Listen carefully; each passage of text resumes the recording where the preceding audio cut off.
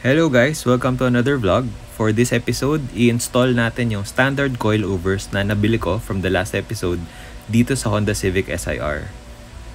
For those of you na gusto makita yung unboxing, you can check our previous video kung saan natin in-unbox yung coilovers sa Shell Mamplasan.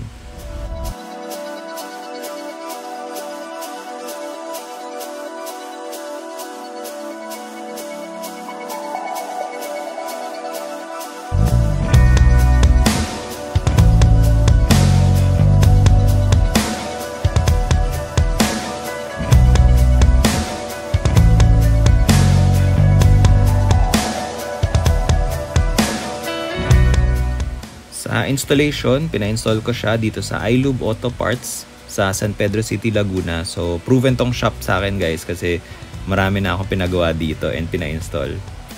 Now, what you see here is yung lumang lowering spring ko, yung Tain S-Tech. So, nilinis lang siya dito para mabenta. Para naman makatipid tayo ng konti.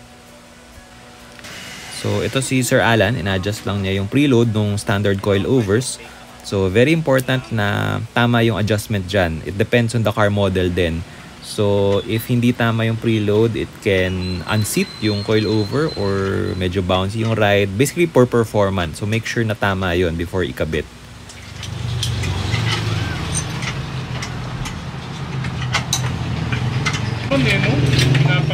And yung rear stabilizer link ko needs replacement na rin. So, yan, pinapalitan na natin siya. Galing ng box, kakulay niya yung coilovers.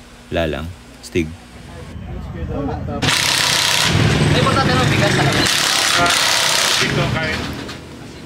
Okay, so we're done with the installation. Ito na siya. And yung height, mag-a-adjust pa yan kasi we're giving it a few days, a few weeks. So, babalik-balik pa ako sa iLube para i-fine-tune yung height kasi syempre magsisettle pa yung coilovers. So, yun, successful.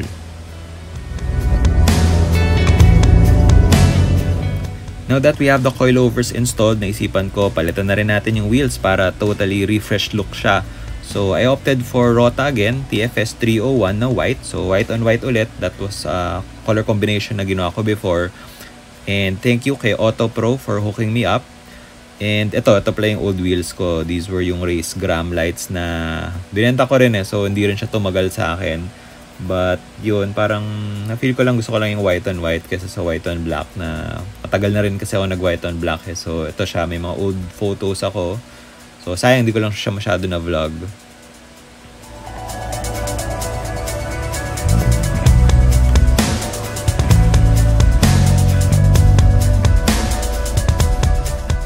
So yan, we're off to the tire shop. Nagpasama lang ako sa friend ko kay Sam. Siya yung naka-blue na Beetle sa likod. One of these days, i-feature natin sa vlog yung car niya. As in, sobrang ganda nun yung Beetle niya. Static, bagsak. As in, kakaiba. Sobrang kakaiba.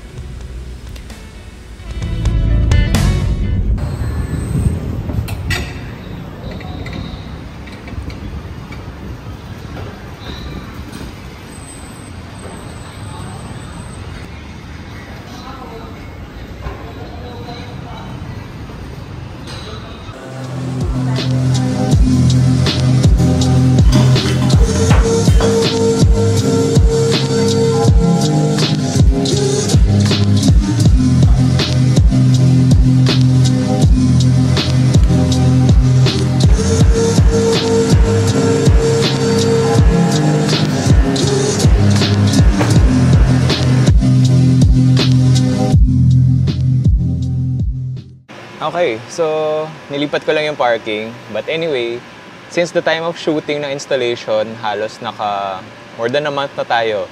Now, the reason bakit ako nagantay ng ganun katagal is because ayoko naman kayo bigyan ng experience ko na kakabit lang, kakadrive lang. Siyempre, magsisettle pa yung springs, magsisettle pa yung coilovers, bababa pa yung height. So, to be sure, nagantay ako ng siguro 1.5 months. I'll be telling you lang yung experience ko driving this car na naka-standard coilovers.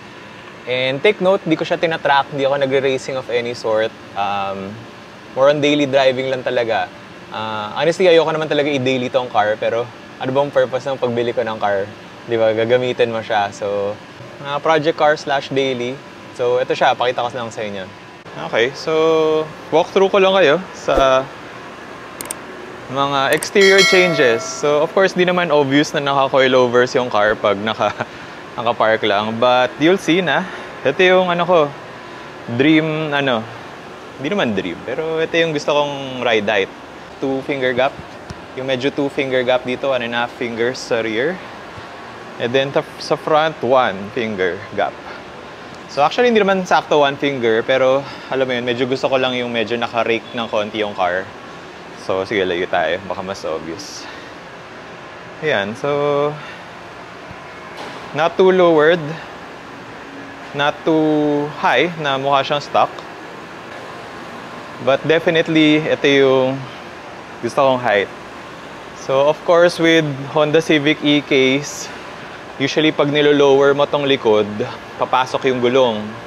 So, because of yung yung parang yung camber arm niya, hindi yun adjustable. So, nung naka-lowered yung springs ako, medyo pasok siya. Pasok yung gulong na hindi ko masyado type. But, kinabitan ko siya ng camber arms para mag-straighten siya konti. So, ayan. So, medyo straight siya. Not sure kung kung 0 degrees yan, pero pinadiretso ko lang. So, yan. Nice, nice. So, overall, happy. Happy naman. And then, pakita ko lang sa inyo yung how to adjust the damping. Open natin yung hood. Okay, so itong napakalinis kong engine bay. And here, guys, ito yung pinakita ko sa inyo. Yan yung pang-adjust ng damping. So, may certain number of clicks siya. So, if I turn to the right, mas titigas. Turn to the left, lalambot yung damping. So, ayan, both sides yan. Meron din sa rear.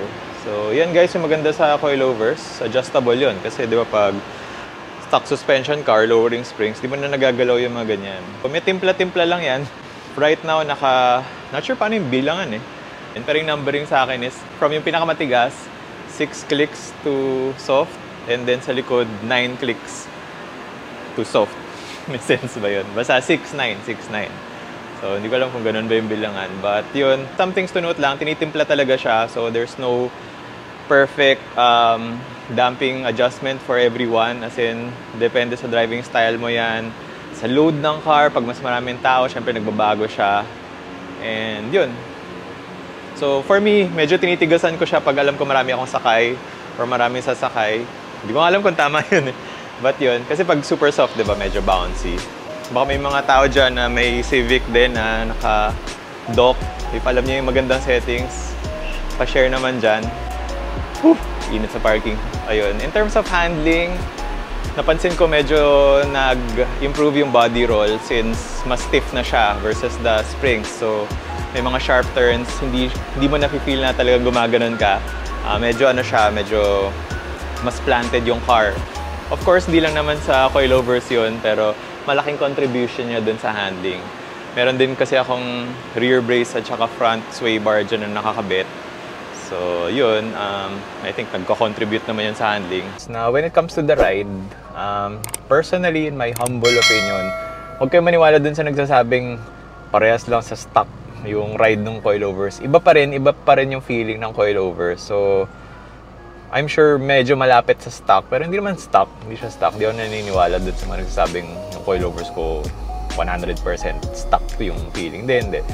Iba pa rin siya. In terms of mga lubak, syempre Metro Manila roads tayo. May mga lubak talagang kailangan mo iwasan eh. Kahit stock suspension ka, may mga lubak talagang hindi mo dapat dadaanan. So, dito nga sa SLEX, di ba, weird.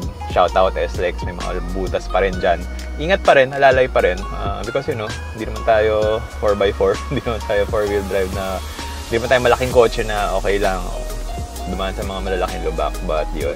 And in terms of coilovers, as far as I know, kailangan mo siya i-service for insert here, number of kilometers or number of years. Alam ko kailangan siya ipa-service. Then, di mo naman siya pwede i-drive forever.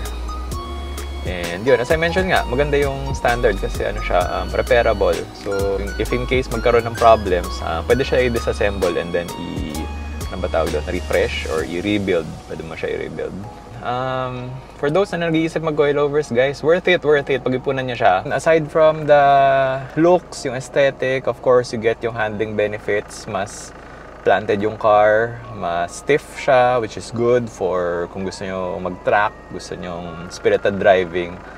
Yun, makukuha nyo yun with coilover. So yun, shoutout kay coilover specialist. Thank you sa standard coilovers at nakuha natin agad. So yun guys, see you guys in the next vlog.